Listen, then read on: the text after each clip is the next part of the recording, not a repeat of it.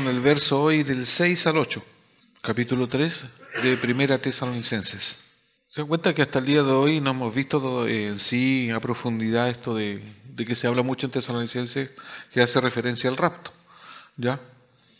Entonces, ¿cómo ha abordado el capítulo 2 y el 3?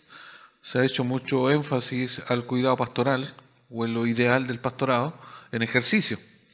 Entonces, y esas son las cosas que uno después va aprendiendo a medida que uno va estudiando ciertos libros o ciertas cartas, de que a algunos se le da a algunas cartas cierto énfasis porque dice de un tema en particular, pero en realidad hay que tomar cada carta en su contexto general para aprenderla mejor, ¿ya? Y no quedarse con lo que a uno le gusta, porque siempre hay temas que llaman la atención a todos, ya saber el futuro, cómo van a suceder ciertas cosas, pero hay que entender que las cartas en su tiempo fueron para alentar las iglesias, adoctrinar las iglesias. Adoctrinarse significa simplemente dar enseñanzas o dejar pilares fundamentales a las iglesias de aquel entonces, corregir las faltas a los hermanos, las cosas que habían permeado a las iglesias, las doctrinas o las enseñanzas falsas que habían debilitado a la misma iglesia. Entonces todo eso fue el deseo, o sea, el porqué de las cartas. Y las cartas obviamente después quedan plasmadas en nosotros, en la Biblia, para que así también siga siendo edificada la iglesia. Por eso yo digo, no está mal que a usted le guste la profecía, ya, escatología, todas estas cosas que tienen que ver, pero tome siempre la Biblia en su contexto general, lo que quiere decir Dios para mi vida. Y eso siempre le va a edificar o nos va a edificar. Bueno, ya el hermano orado. Y este encabezamiento lo sigo repitiendo para que no nos perdamos un poco ya. Acuérdense que desde el 1 hasta el 10 tiene más o menos, esto tiene que ver, esta narración de Pablo sugiere 7 elementos en su corazón ejemplar de pastor. Estamos hablando de esos 7 elementos. Estos elementos debiesen estar siempre presentes en los pastores o incluso en alguien que anhela ser pastor. ¿Ya? Y yo ya le he explicado que personalmente esto me ha edificado mucho, me ha corregido, me llega siempre en lo particular, y yo decía, podría ser fácil evitar enseñar esto, porque si está hablando del pastor en particular, y uno dice, bueno, aquí ¿quién se va a atrever? Porque si en esto uno se encuentra que uno no anda ni cerca a veces de ciertas cosas, pero no, la idea es animarse a hacerlo, porque en realidad el momento que las ovejas, yo digo, eso es lo que yo pienso, que las ovejas digan, ahora vamos a descansar, ya los palos no vienen para nosotros, sino para el pastor. Bueno, esto podríamos decir que es así, pero también les voy a decir que tampoco es así, porque siempre es para todos. Sea usted pastor o no pastor, ya siempre la Biblia es para todos, porque no puede ser que alguien en particular sea un ejemplo y los demás entonces no sean ejemplos. No, todos somos ejemplos. Así que obviamente apunta, ¿cierto?, a los que tienen ciertas responsabilidades distintas. La responsabilidad de presidir se les exige más, o sea, porque tienen que ser ejemplos y porque están a cargo, ¿cierto?, de toda la asamblea, toda la iglesia. Pero también todos conformamos, ¿cierto?, el cuerpo de Cristo, y en eso todos tenemos que vivir en la misma santidad, ya sea el pastor o sea un hermano común y corriente, por decirlo así, sin una responsabilidad. Ya vimos entonces el afecto del pastor hacia los suyos. 1, ¿cierto? El 2, sacrificio del pastor por los suyos.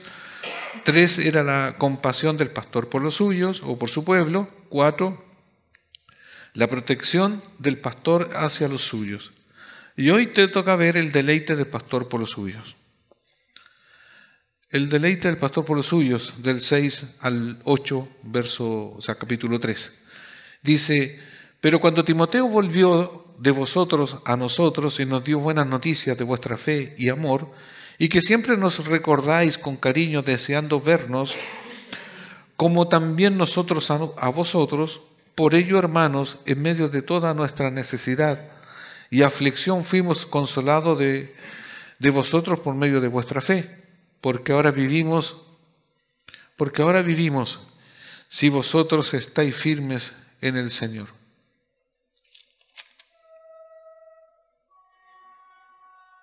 Como el título dice, sugiere el deleite, podríamos decir, el gozo, la alegría del pastor. ¿Ya?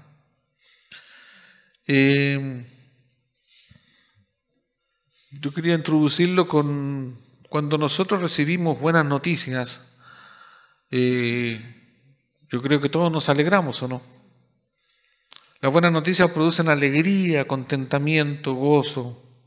Como cuando recibimos la noticia que alguien se sana, sale de un tratamiento, que alguien termina sus estudios, ya que alguien consiga un buen trabajo, una estabilidad laboral, la salud, el trabajo, el amor, ya cuando alguien encuentra una novia, se casa, no sé, cosas como esa, el adquirir un bien, todas esas cosas producen alegría. Para aquí estamos, todos que nos contentamos. El tener ropita nueva, el comer algo que sale del usual, que anhelamos, todo eso podríamos decir que produce un contentamiento. Pero ¿para qué nos engañamos? Que hay ciertas alegrías o ciertos contentamientos que son como que tienen un pic de alegría y el otro día como que baja esa intensidad. ¿O no? Si no, pregúntele a un casado si todavía anda tan contento como el primer día que se casó. Ah, ¿están contentos? Bien, eso, bien. Sí, si uno anda contento hasta el día de hoy. Se ríen algunos. Miren, los que no están casados no pueden opinar y no saben de esto, ¿ya? Ya.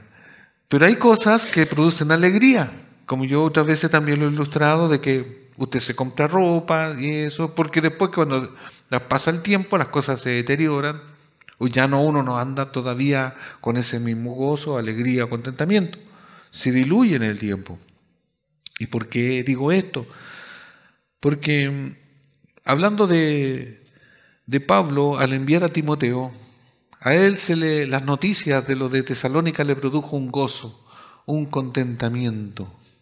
Y ahí es donde vamos un poco al protagonista, en parte, como en este caso Pablo y la iglesia, ¿cierto? O los protagonistas, que el resultado de la obediencia de esto de Tesalónica, o de esta iglesia en Tesalónica, produjo en Pablo un contentamiento, un gozo, que no es del promedio natural de contentarse, no es algo así que todos lo observen. En este caso en particular obviamente era porque el apóstol, aquí Pablo, fue el que viajó con Timoteo y Silas a predicar la nueva de salvación, pero en particular acuérdense que le habló de la resurrección de Jesucristo. Eso fue el mensaje central a los cuales ellos atendieron.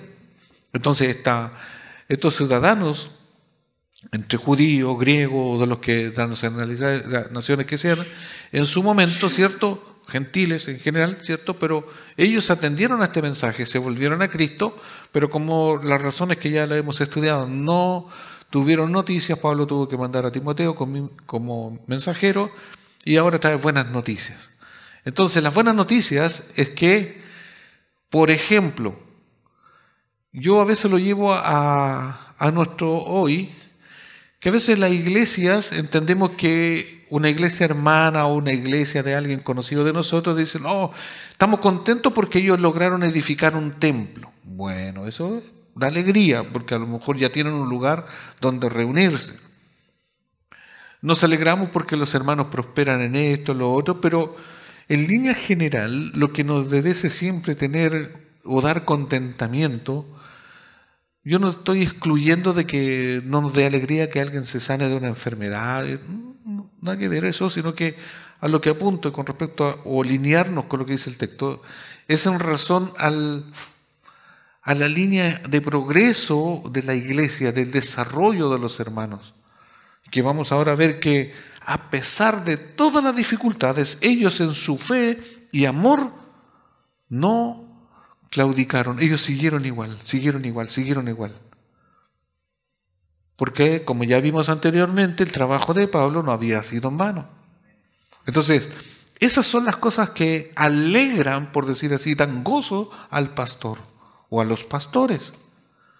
Yo en lo particular decía, bueno, yo me alegro que ustedes a lo mejor prosperen, que ustedes salgan de una situación económica adversa a otra, de una enfermedad, de ciertas situaciones, problemas familiares, pucha, todas las cosas que todos pasamos y que vamos a pasar y seguir pasando. Pero qué alegría más sólida es cuando alguien entrega su vida a Cristo, cuando ese alguien empieza a caminar, como decimos nosotros, y esa persona empieza a dar pasos en la iglesia, en el desarrollo como cristiano. Empieza a pasar los obstáculos, cuando empiezan a atender a ciertos consejos de la Biblia, consejos que uno le puede dar, y empieza a ver que empieza a haber un progreso y una madurez en aquellos hermanos. Eso a uno le da contentamiento, porque lo demás a veces se nos olvida, pero el verlos a ustedes, por decir así, que están aquí, que prosperan, que a pesar de todas las dificultades, todas, todavía están, vienen, se sientan y se van distintos cuando se van a sus casas porque ustedes sienten que es la palabra que a ustedes los edifica. Eso a uno le da contentamiento. Que en cualquier condición normal, o yo, como digo yo estando en sus zapatos, podría decir, no sé qué sería de mí. Pero veo que ustedes son fuertes, que ustedes son valientes, y que siguen y perseveran. Y eso da contentamiento, eso da una tranquilidad en uno. La tranquilidad de que el Señor sigue obrando. De que ustedes a veces no se ven creciendo, se ven como que están iguales. Pero uno los observa de afuera y también por el testimonio de otros que no están estancados. Cualquiera va a decir, no está hablando de mí, sí. O de quien está hablando hoy día no está. No, yo hablo de lo que veo hoy. Porque de a poco, y lo de a poco, acuérdense, no es que todos van a ir iguales. No es que van en una línea horizontal, puede ir uno más acá, más allá. Alguien recién, hace unos días me dijo, aunque vaya a la rastra, bueno, mire, porque en esto nos imaginamos todas las cosas, ¿cierto? Nos imaginamos en la carrera no corriendo como un atleta, en las condiciones normales, ¿cierto? O ideales, sino que más parecemos, no sé, caracoles, todas estas cosas que van lento, tortuga, mire, póngase lo que sea, pero usted va avanzando. Lo ideal fuese que fuésemos como el atleta ideal, ¿cierto? Bueno, cada uno se figura porque uno se conoce, pero lo importante es que no estamos estáticos o que no hemos vuelto atrás. Eso es lo importante. Y eso da contentamiento a la iglesia. Eso da contentamiento cuando uno ve que ustedes ya resuelven ciertos problemas sin estar llamando. Y no es que moleste que llamen, pero porque ya usan las escrituras, usan la sabiduría que Dios les ha dado para resolver sus propios problemas y problemas también de otros. Y eso se llama madurez. Porque la iglesia, cuando la iglesia todavía no crece, la iglesia es demasiado infantil. Ustedes saben que lo graficamos así, es el pastor enchufándole mamadera a todo así. Una mamadera y están todos llorando, se le acabó la leche. Entonces es tedioso eso. Pero después cuando ya empiezan a crecer, a madurar, cambia. Pero hay iglesias que puede pasar que por falta de nutrición, falta de la palabra, o enseñar mal la palabra, todos siguen infantiles o todavía ni nacen. Hay una mezcla ahí. Entonces, pero cuando la palabra se va enseñando, se va diciendo tal como está aquí, o dándole el mismo sentido que quiere dar el autor, y diciéndole por decir la verdad, y no adornándoles para que ustedes se sientan bien, sino diciendo la verdad, y usted en eso va aprendiendo y vamos todos madurando, bueno, se hacen cristianos sólidos, como lo vemos aquí en Tesalónica.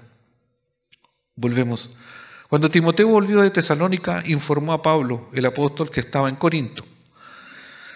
¿Cierto? El informe de Timoteo fue tan alentador para Pablo que para describirlo lo llamó buenas noticias.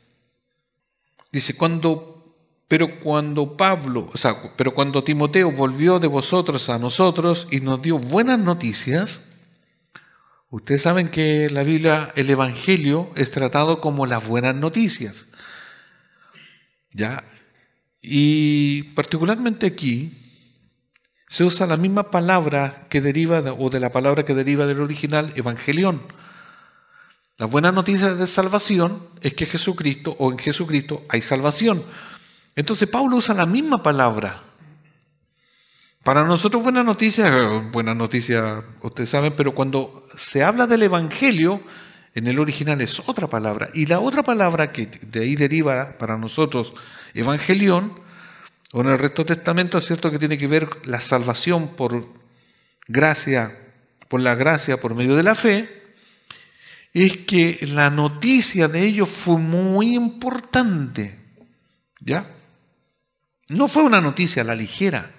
Fue muy importante, por eso Pablo usa ya estas palabras del original que tiene que ver con, es como lo mismo de evangelio, como una muy buena noticia. No muy buena, sino muy buena en el sentido a la connotación que tiene. Por eso Pablo usa esto, de que la noticia fue buena. Timoteo llevó a Pablo un informe de 4 partes sobre el estado espiritual de los tesalonicenses. Vuelvo para los que toman apunte. Timoteo llevó a Pablo un informe de 4 partes sobre el estado espiritual de los tesalonicenses. 1. En el verso 6. Primero entregó las buenas noticias. Acuérdense, las buenas noticias eran más allá de una noticia normal. De que la fe de ellos en Dios y Jesucristo eran auténtica. Sus corazones habían sido como la semilla, sus corazones habían sido como la buena tierra que recibe la semilla del Evangelio y que produce mucho fruto. Esto está en Mateo 13, 23. Se los leo. Mateo 13, 23. Las semillas que cayeron en la buena tierra representan a los que de verdad oyen y entienden la palabra de Dios y producen una cosecha de 30, 60 y hasta 100 veces más numerosa de lo que se había sembrado. Entonces, la buena noticia en sí radica en eso, en que en ellos habían mantenido una fe auténtica, de que ellos no habían abandonado la fe. Entonces, dentro de eso del informe, que está dividido en 4, o que aquí lo dividimos en razón del estudio, siempre digo esto, que un comentarista o alguien puede poner 2, 3, 5, esas son cosas que varían, ¿ya? No es algo así que usted encuentra 20 más, bueno, usted encontrará 20, yo encontraré 4, otro, bueno, no sé. 2. Con respecto a este informe de Timoteo 2. Segundo, dio a Pablo las buenas noticias sobre el amor auténtico de ellos por el Señor. Y dice en su texto, dice, buenas noticias de vuestra fe y amor, y que siempre os recordáis con cariño, deseando vernos como también nosotros a vosotros. Estamos en el verso 6, estamos viendo que el informe se puede dividir en 4 partes. Entonces, la segunda, con respecto a estas buenas noticias sobre el amor auténtico de ellos por el Señor, la evidencia más clara que eran cristianos. Cuando hablamos de la fe y el amor, y esto produce, y hablando del contentamiento que produce una buena noticia, o que la buena fe de cada creyente debe haber un contentamiento. Salmos 5:11.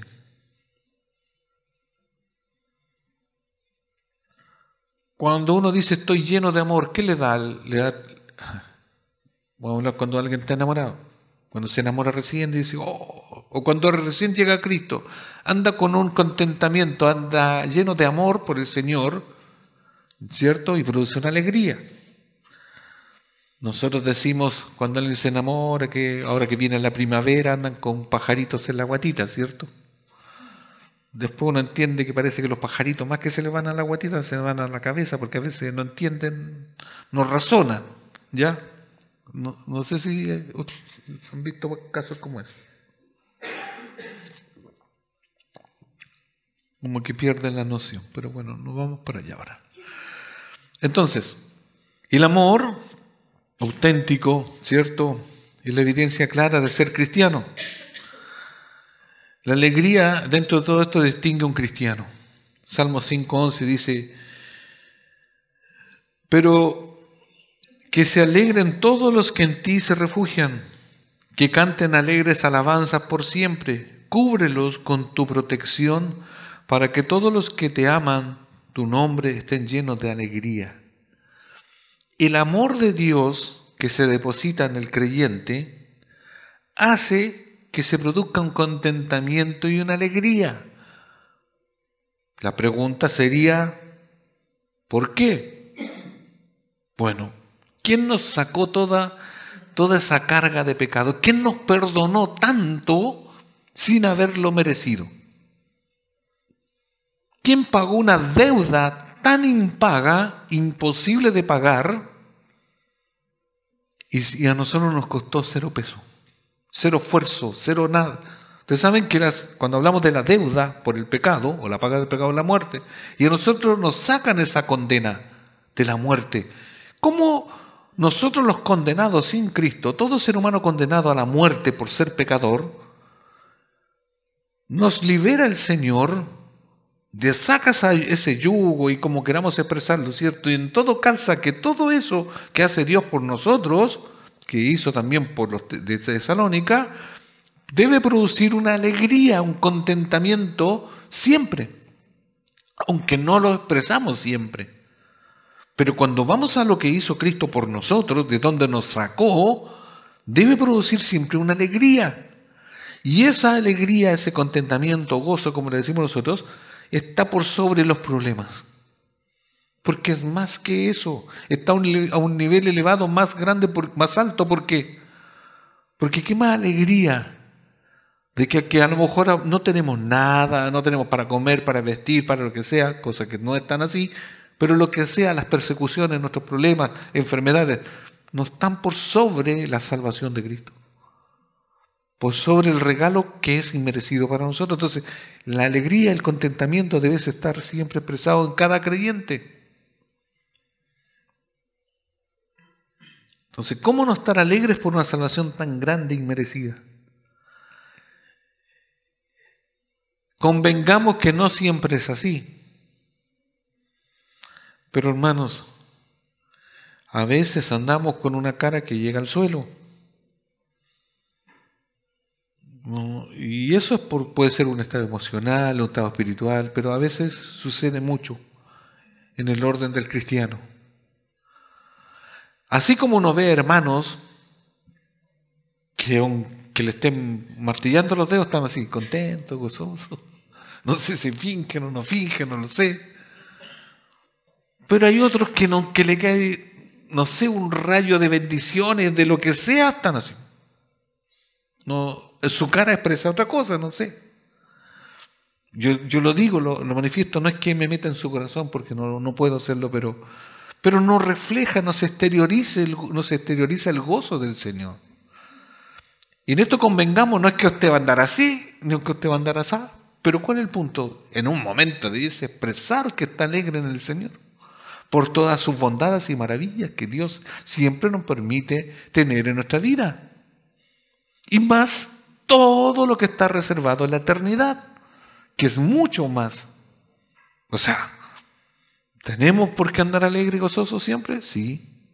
Entonces eso lo refleja el creyente. Los tesalonicenses lo estaban reflejando.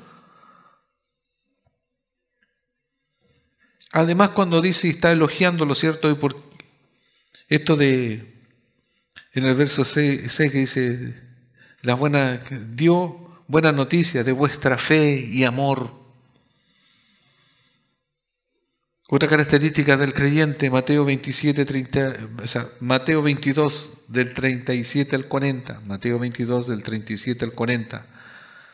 Ama al Señor tu Dios con todo tu corazón, con toda tu alma y con toda tu mente.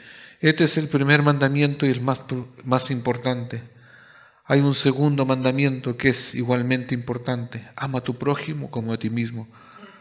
Toda la ley y las exigencias de los profetas se basan en estos dos mandamientos. También Romano, porque estoy hablando, porque aquí tiene que ver con el amor. El amor se derrama sobre nosotros y después nosotros derramamos el amor que ha sido derramado por Dios. ¿Se entiende? ¿Qué nos da ese amor, que es un atributo de Dios, que cuando hablamos y estudiamos de los atributos comunicables, Dios comunica ese amor hacia nosotros, nos derrama hacia nosotros y nosotros lo comunicamos a los demás. Amamos porque Cristo nos ha amado primero. Nos amó primero. Romanos 13 del 8 al 10 dice, Romanos 13 del 8 al 10, no debáis a nadie nada, sino el amaros unos a otros, porque el que ama al prójimo ha cumplido la ley, porque no adulterarás, no matarás, no hurtarás, no dirás falso testimonio, no codiciarás, y cualquier otro mandamiento en esta sentencia se resume: amarás a tu prójimo como a ti mismo. El amor no hace mal al prójimo, así que el cumplimiento de la ley es el amor. El contentamiento profundo de Pablo era que ellos habían abrazado la fe, el amor. Por eso se divide en 4 partes que lo estamos viendo. O sea, se notaba en la expresión de lo que de Timoteo había traído a Pablo. ¿Ya? Como ellos evidenciaban que eran verdaderos creyentes y que en ellos estaba la fe, el amor, el gozo, la alegría, el contentamiento. Tercero, Timoteo anunció que los de Tesalónica o los tesalonicenses siempre recordaban a Pablo con cariño. Para el apóstol, estas eran buenas noticias, que atesoraran los recuerdos de él y que aún fueran leales a él como apóstol verdadero de Cristo. Por eso es cuando dice, pero cuando Timoteo volvió de vosotros a nosotros y nos dio buenas noticias de vuestra fe y amor, y que siempre, pues lo estamos viendo el 3, y que siempre nos recordáis con cariño de que sean deseando vernos como también nosotros a vosotros. O sea, esto era recíproco. Pablo tenía ganas de verlos, ¿cierto? ¿Dónde estaba? En Corinto. Por eso mandó a Timoteo. Pero resulta que cuando fue Timoteo se encontró que los de Tesalónica también tenían ganas de ver a Pablo y a los otros. Entonces esto más puso... Porque imagínense, como a veces sucede, es como cuando uno tiene muchas ganas, va de visita y allá no lo reciben. O lo reciben ahí, ¿no? Chuta, ahí las ganas que uno tenía de ver a alguien se diluye. Pero en este caso, como enviaron a Timoteo y de allá también, entonces, ¿cómo no iba a estar lleno de gozo y de alegría, contentamiento ya Pablo? Entonces, esas cosas son las que alegran. Cuando es recibido ya la mensajería en todo esto. En vista de sus múltiples enemigos y la preocupación de que Satanás o los falsos maestros alejaran de Tesalónica de la verdad, como habían intentado ser en otras partes, Pablo estaba emocionado por saber que la iglesia confiaba en él. ¿Por qué? Porque ya lo evidencia. Lo que le dijo a Timoteo era que ellos también deseaban ver al apóstol y a los suyos. Y vamos a poner un ejemplo negativo. Los de Tesalónica estaban contentos y querían también ver a Pablo, Timoteo y Silas. Estaban unos con los otros, estaban afiatados, querían mantener esa comunión, y más encima ellos se habían mantenido hasta ese momento, ¿cierto?, muy fieles en la fe y en el amor en Jesucristo. Así habían sido, como decimos muchas veces, ¿cierto?, bien portaditos los de Tesalónica. O los tesalonicenses fueron buenos creyentes. Y eso trajo alegría y gozo a Pablo y a los suyos. Pero aquí hay un ejemplo negativo que está en Gálatas, que ya estudiamos una vez, Gálatas capítulo 3, versículo 1, versión NTV. Porque ya sabemos la historia de los Gálatas. Por eso aquí los reprende Pablo. ¿Y cómo los llama en versión NTV? Dice, ¡ay, Gálatas tontos! Mira cómo los trata, necios. Ya. Dice, ¡ay, Gálatas tontos! ¿Quién los ha hechizado? Gálatas 3, versículo 1. Dice, ¿quién los ha hechizado? Pues el significado de la muerte de la muerte de Jesucristo se le explicó con tanta claridad como si los hubiese visto morir en la cruz. O sea, el mensaje para ellos fue tan claro como que hubiesen visto a Jesucristo en la cruz. 4 dice, el 4, el que viene ahora. Volviendo un poco, ya me enredé con el número 4 que tengo. Volviendo a lo anterior. El ejemplo negativo de los Gálatas es que ellos en poco tiempo se comportaron como que alguien los hechizó y se volvieron atrás. Ellos habían aceptado a Cristo por la fe, pero después ustedes saben que le empezaron a agregar a su doctrina, a sus enseñanzas, esto de hacer rituales del Antiguo Testamento, tal como la circuncisión y otras cosas, agregarle obras para salvarse. Por eso Pablo los reprende. No se mantuvieron en una sola línea, no así como los de Tesalónica. Por eso los de Tesalónica fueron una alegría, un gozo, un contentamiento para Pablo. Es como cuando uno, de manera, por decir, simpática, irónica, sarcástica, ¿ya? Se va de paseo, cuando Dios nos permite darnos un paseo, vacaciones en la iglesia, ¿cierto? ¿Qué dice uno?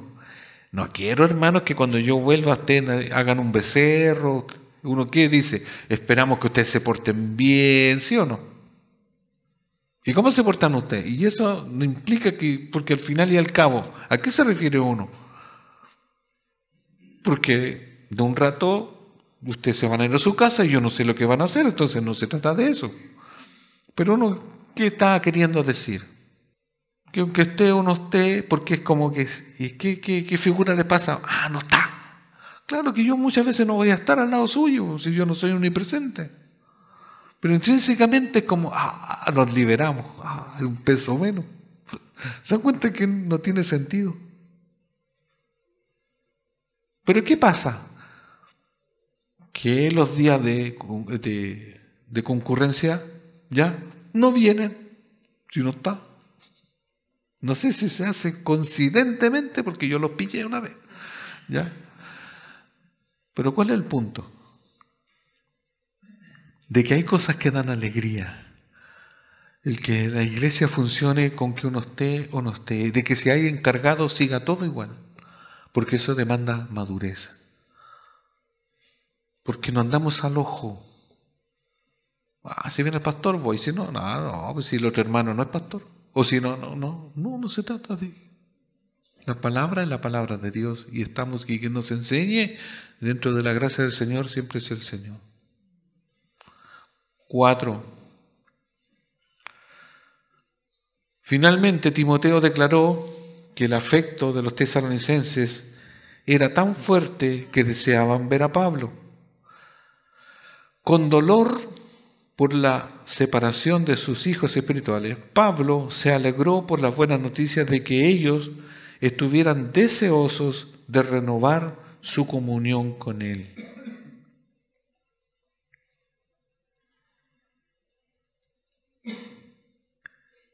Hebreos 10:25.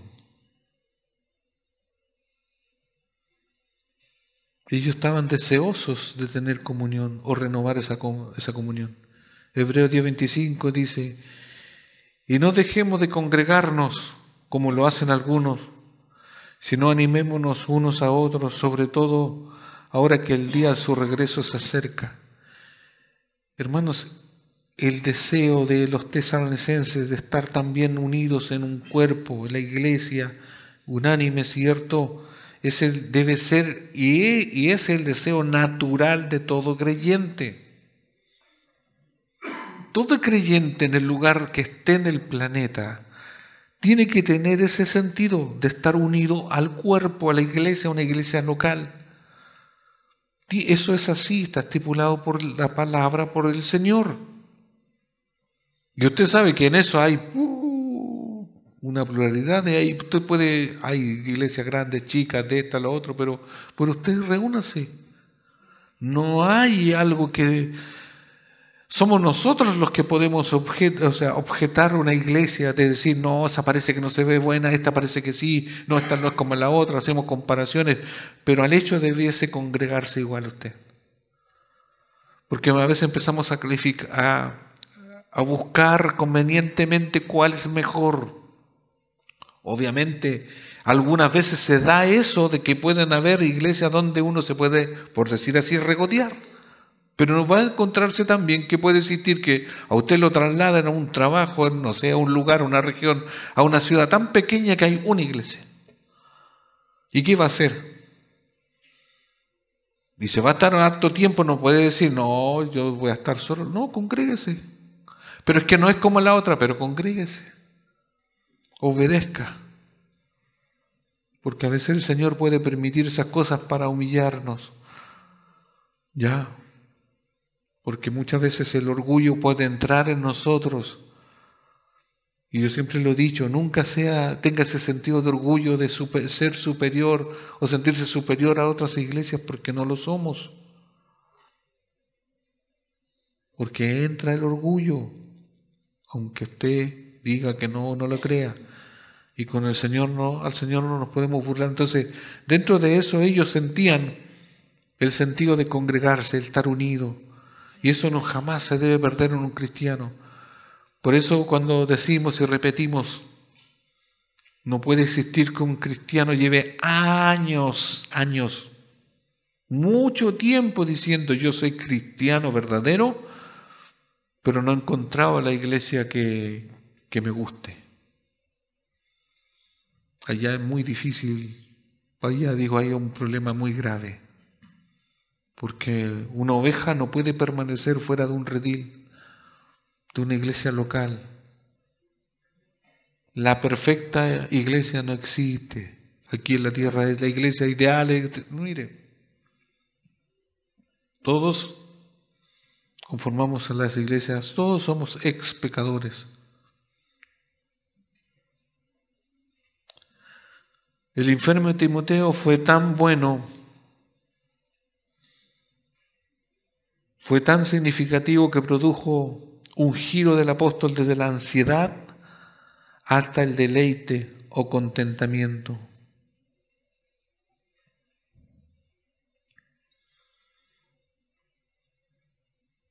Pablo estaba contento porque se había mantenido la fe. Entonces fue la ansiedad, la incertidumbre de saber cómo estaban, después le produjo contentamiento.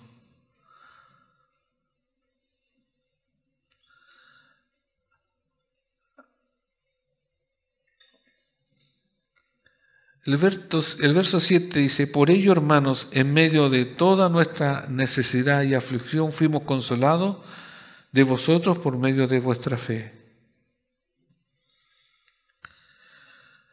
Pablo, al saber que ellos se mantenían en la fe, pero aquí está el detalle. Pablo sabía en qué lugar estaban y cómo lo estaban pasando. Obviamente los tesalonicenses también sabían lo que estaban viviendo. Pero convengamos lo siguiente. Nosotros a veces perdemos la alegría, el gozo, el contentamiento o la gana aún de venir a la iglesia, porque puede ser que en nuestro entorno se pierda la paz social, ¿ya? Se pierda, por decir, la estabilidad económica. Puede ser y ustedes ven países donde de repente fueron prósperos, después hay una ruina, se pierde, hay un caos, nadie gobierna, o hay un dictador, o todas las cosas tan malas. Y ustedes saben aquí en Sudamérica lo que ha pasado. Ya, ¿para qué vamos a mirar más para otro lado si ya uno sabe la experiencia, o nuestro país, etcétera? Cuando se pierde la paz social, así, no sé, hay mucho desempleo, todas las cosas suben y todo, hay persecuciones. Bueno, ustedes saben el contexto que estaban viviendo los de Tesalónica. Había descontento social, había persecución hasta la muerte, porque ellos habían dejado la idolatría, habían dejado todas esas cosas, habían dejado de ser paganos, estaban en una pobreza literal, ya, económica. Pero ellos, ¿qué mantenían? Un gozo, un contentamiento. Aún por todo lo que estaban pasando, Pablo lo sabía, pero Pablo estaba a la vez contento porque en razón de la fe no habían abandonado la fe. O sea, ellos estaban viviendo necesidad y aflicción. Entonces ellos estaban en medio de la aflicción, todas las preocupaciones, presiones y pruebas que estaban experimentando, no habían abandonado su fe. Esto es como decimos nosotros, como dice uno, el valor agregado de entender que la fe está por sobre todas las circunstancias. El buen cristiano se puede medir cuando está pasando problemas. Porque en el mundo ideal del cristiano, cuando hay prosperidad y salud, aparentemente oramos menos, leemos menos, porque creemos que no lo necesitamos. Pero cuando somos enfrentados a los problemas, la persecución, ¿qué hacemos? Empezamos a doblar las rodillas más continuamente, nos acordamos de Daniel, oramos 3 veces al día, empezamos a leer, empezamos a avanzar rapidito, y empezamos a encontrar promesas, y bueno, y antes no estaba la promesa, y empieza uno a ver, y el Señor, y ahí uno empieza a decir, no, y el Señor ahora me habló, y antes, no, es que antes como estaba, siempre el Señor habla. Bueno, pero esa es la vida de nosotros.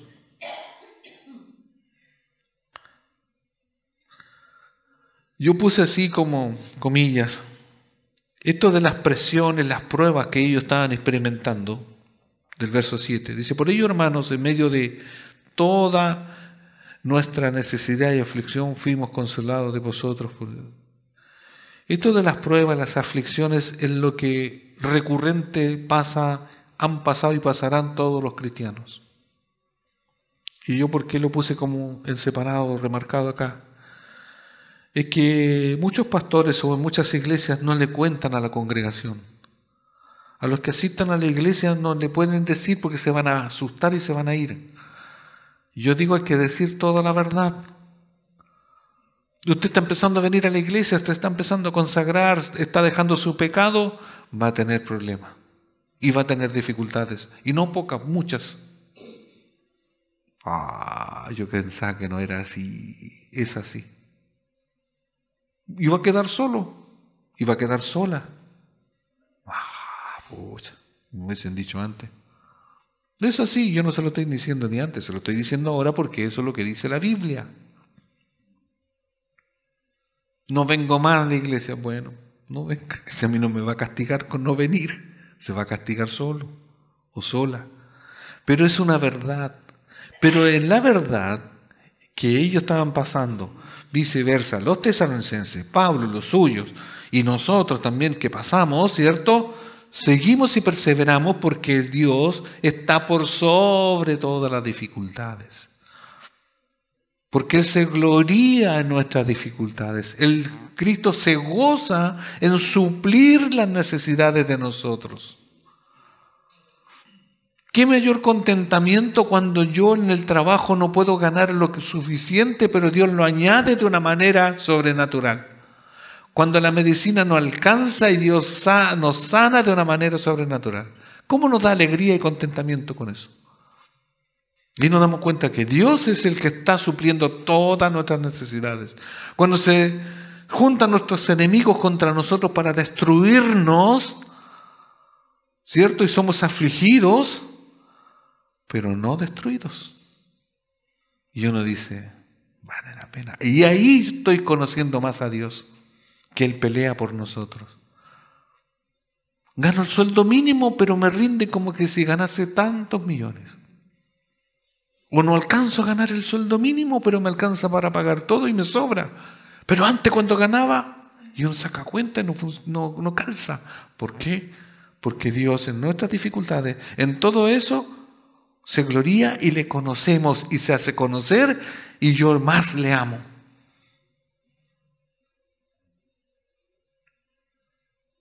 Entonces, si usted quiere conocer al Señor, va a tener dificultades. Y es la manera que usted más le conozca. Y a la vez usted se fortalece, a la vez nosotros nos fortalecimos, a la vez maduramos y etcétera. Verso 8. Porque ahora vivimos si vosotros estáis firmes en el Señor. Y aquí aparece esa palabrita de estar firmes. Segundo los Corintios 4, del 7 al 12. Segundo los Corintios 4, del 7 al 12. Dice, ahora tenemos esta luz que brilla en nuestro corazón, pero nosotros mismos somos como frágiles vasijas de barro que contiene este gran tesoro. Esto deja bien claro que nuestro gran poder proviene de Dios, no de nosotros mismos. Por todos lados nos presionan las dificultades. Esto es lo que está diciendo Pablo, ¿cierto? A los de Corintio. Dice, por todos lados nos presionan las dificultades, pero no nos aplastan. Estamos perplejos, pero no caemos en la desesperación. Somos perseguidos, pero nunca abandonados por Dios. Somos derribados, pero no destruidos. Mediante el sufrimiento, nuestro cuerpo sigue participando de la muerte de Jesús para que la vida de Jesús también pueda verse en nuestro cuerpo. Es cierto, vivimos en constante peligro de muerte porque servimos a Jesús, para que la vida de Jesús sea evidente en nuestro cuerpo de muerte. Así que vivimos de cara a la muerte, pero esto ha dado como resultado vida eterna para ustedes. O sea, toda la persecución, todo el sacrificio de Pablo vale la pena. Toda la aflicción que nosotros vivamos en nuestro cuerpo sirve para que otros conozcan a Cristo. Si usted lo ve de esta manera, hoy usted observe qué problema está pasando. Puede ser pequeño, puede ser grande, ¿ya? O que ha estado pasando hace poco. ¿Sirve para qué? Para que los que están alrededor suyo, puede ser que usted venga y tenga una esposa que todavía no cree, tenga un hijo que todavía no cree, tenga parientes, familia que todavía no cree, pero cuando usted lo ve resuelto, que a pesar de sus problemas sigue en la fe, sigue constante, ¿qué van a decir? Van a ver que usted sí realmente se ha aferrado a Dios, aunque lo van a decir con otras palabras, van a decir que usted se puso fanático o fanática. Pero van a ver que usted de verdad, que usted no va a la iglesia o fue a la iglesia porque un día necesitaba algo, un milagro y después se fue, ¿no? Por eso los que tenemos una fe genuina en el Señor, seguimos y perseveramos. Como lo dice la Biblia, con estrechez, con dificultades, con temor a la muerte, con esto, lo otro, con buenas noticias, malas noticias, pero seguimos y seguimos. ¿Por qué? Porque es el llamado a estar firmes. Según de Timoteo 3:11 dice, ¿sabes cuánta persecución y sufrimiento he soportado y cómo fui perseguido en Antioquía, Iconio y Listra? Pero el Señor me rescató de todo eso. Pablo fue rescatado en todo y por todo. Entonces Pablo se consoló por medio de la fe de sus hijos, del buen reporte, de toda la persecución, o en razón de toda la persecución y aflicción que tenían los tesalonicenses. Pablo, el saber eso, lo fortaleció, le dio ánimo, valió la pena.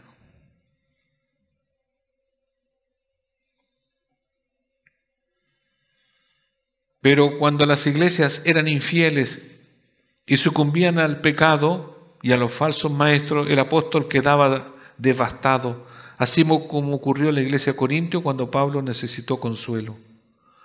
Este es un ejemplo negativo. Recién estamos viendo un ejemplo positivo con los de Tesalónica o tesalonicenses, que la fe de ellos alegró a Pablo.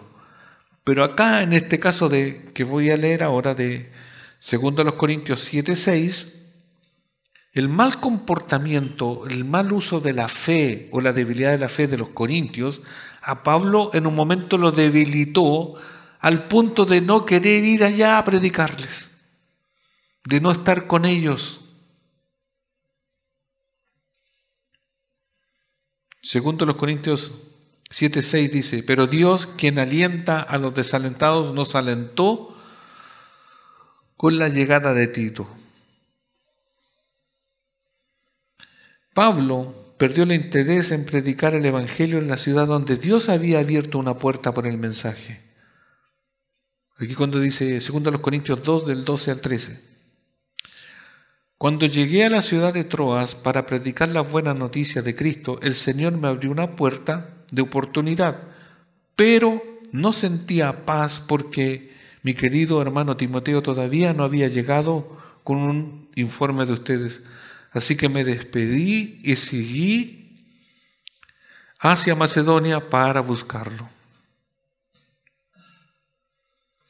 En estos pasajes demuestran que Pablo en un momento perdió el interés de ir a predicarles. Bajó la guardia.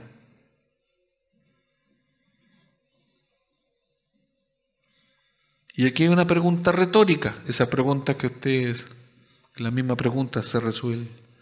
Podríamos decir, un pastor, cualquiera que sea, ¿puede perder de la noche a la mañana el interés de predicar la palabra? ¿Puede un día perder el ánimo de enseñarles, de cuidarles? O un pastor nunca, no, el pastor es el pastor, tiene un superpoder que jamás va a tener desánimo. ¿Puede un día el pastor estar predicando aquí en el púlpito o donde sea, ¿cierto? O en otra iglesia, predicando sin ninguna ganas? Si alguien dice, no, pues si no puede ser, pues. Pablo no sintió en un momento esas ganas. Y uno no es más que Pablo. Entonces, ¿es por qué? Porque somos humanos. Es porque estamos conectados unos con otros.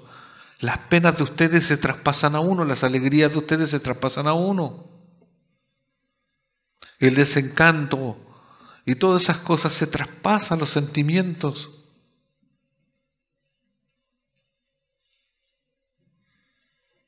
Pero cuando Pablo recibió el informe positivo de los de Tesalónica, fue como si volviera a vivir. Saber que estaban firmes en el Señor le estimuló más a Pablo para renovar su celo en el ministerio. Se deleitaba cuando veía que los creyentes estaban firmes en un término militar cuyo significado es como, no es retroceder frente al ataque. Por eso ese de estar firmes, el verso 8, es como el término militar, estar ahí en el frente y no retroceder. Hay películas medio antiguas, ahí uno se le cae el carnet cuando dice, ¿cuánto? No retroceder, no rendirse. Pero hay una película, ya se me olvidó así. Ya. Andan por ahí con las de Rambo. Esa, retroceder nunca, rendirse jamás, ya me puse por ahí. Ya. Pero el soldado, esto de estar firme, todo creyente, debiese estar firme como un soldado. No, no como unos soldados que uno están viendo ahí en las redes sociales que están preparados allá. ¿Han visto uno de Venezuela que están preparando?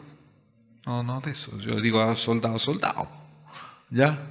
Aunque nuestro cuerpo no nos acompañe, nuestro espíritu debe estar ahí como un soldado siempre. Según Tesalonicenses 2, 13, 15. Un ejemplo, según Tesalonicenses 2, de 13 al 15. Pero nosotros debemos dar siempre gracias a Dios respecto a vosotros, hermanos amados por el Señor, de que Dios os haya escogido desde el principio para salvación mediante la santificación por el Espíritu y la fe en la verdad, a la cual os llamó mediante nuestro Evangelio para alcanzar la gloria de nuestro Señor Jesucristo. Así que, hermanos, estar firmes y retener la doctrina que habéis aprendido, sea de palabra o por carta nuestra. Ese es el llamado, estar firmes. Mantener la doctrina. Gálatas 5.1. Gálatas 5.1. Vuelve a dar la misma idea. Estar pues firmes en la libertad con que Cristo nos hizo libres y no estáis otra vez sujetos al yugo de esclavitud.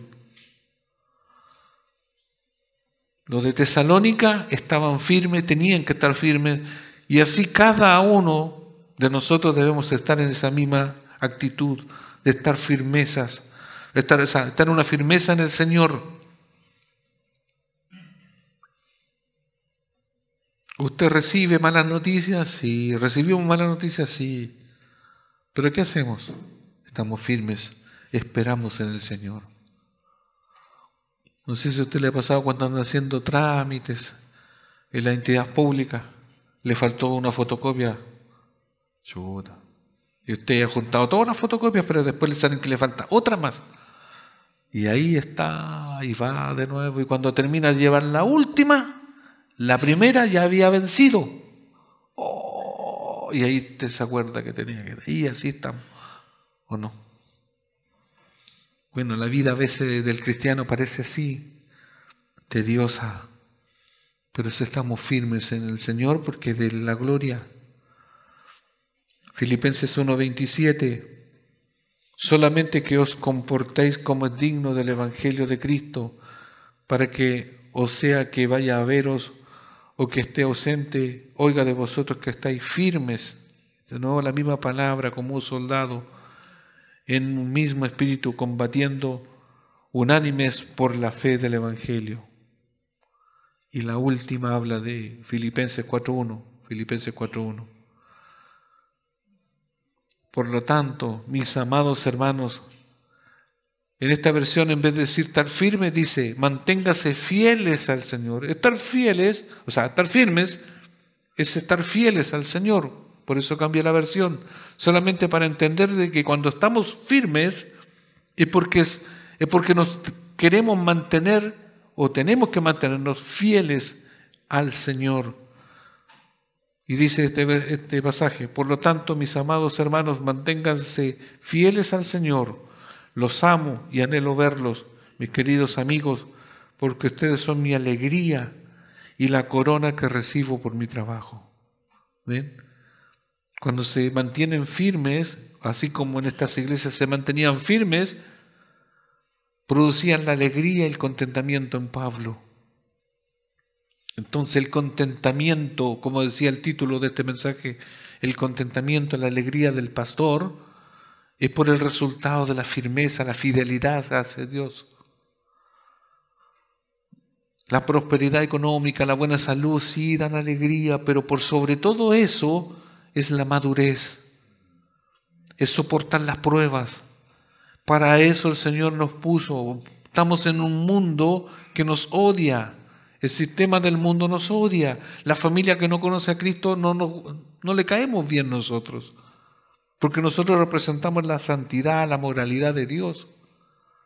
Por eso es que vamos quedando solos. Yo siempre les digo, hermanos, acostúmbrese, aprenda a vivir así. Para eso tenemos el cuerpo de Cristo. Y a veces uno dele con encajar en el otro lado. Si de ahí el Señor nos saca. No estoy diciendo con esto que no se junte nunca más, Pero entiéndase que cuando usted se quiere juntar así como era antes, no va a ser lo mismo. Sé que viene una celebridad para nosotros, para el 18, ¿cierto?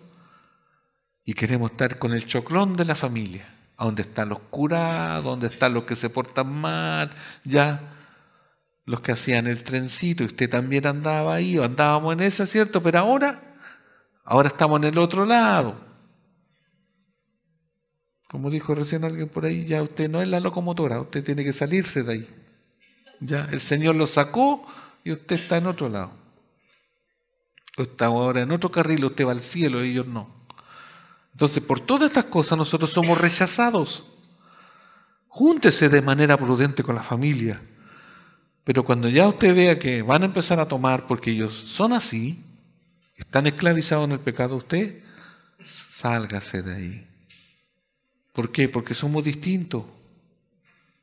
Bueno, y si usted todavía le gusta y quiere, escudriñese, porque a lo mejor todavía es de ahí y no se mienta. Porque el Señor nos puede probar con su palabra, o somos o no somos.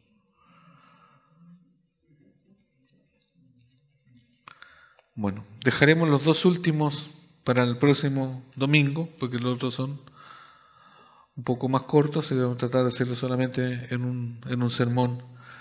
Pero damos gracias al Señor porque hemos ido viendo el corazón de, en este caso, Pablo, como pastor, como el cariño entrañable hacia los de Tesalónica por el hecho de no haber estado con ellos, y cómo ellos en esa ausencia habían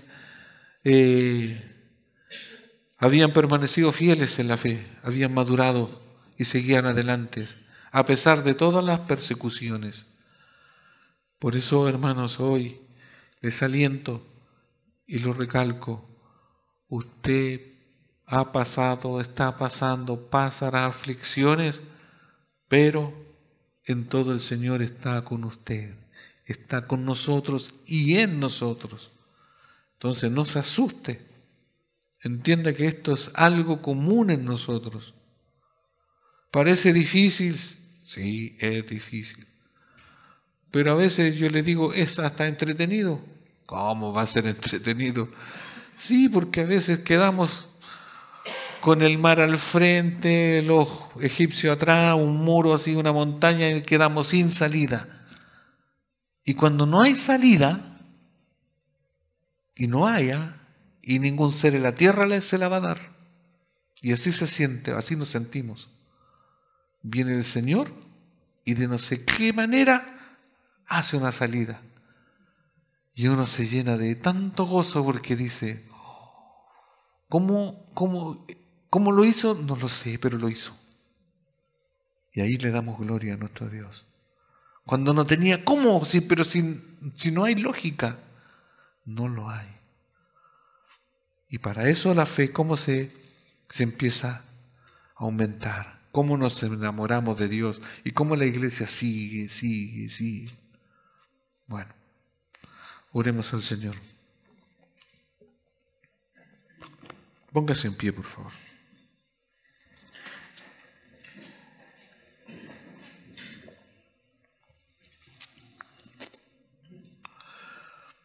Padre, damos gracias, Señor, porque la dinámica cristiana no se trata solamente de las cosas buenas, que sí la hay, como la vida eterna, sino que esta combinación de aflicciones, de estrechez, los problemas surgen de un rato a otro, los desazones, etc. Pero más allá de eso, usted se gloría en todas nuestras debilidades, en nuestras persecuciones. En cuando nosotros no podemos, usted puede. Como la iglesia de Tesalónica, a pesar de toda la persecución, en toda su pobreza, en toda la persecución social, religiosa, se mantuvieron firmes, y eso produjo en el apóstol una alegría, un contentamiento. Cómo nosotros también podemos producir ese mismo contentamiento. Porque más allá de la figura mía como pastor, Usted es nuestro pastor, Jesucristo. Usted es el buen pastor. Y cuando nos mantenemos fieles, a pesar de todos los problemas, también le producimos un contentamiento. Gracias, Señor, porque usted nos promete siempre estar con nosotros.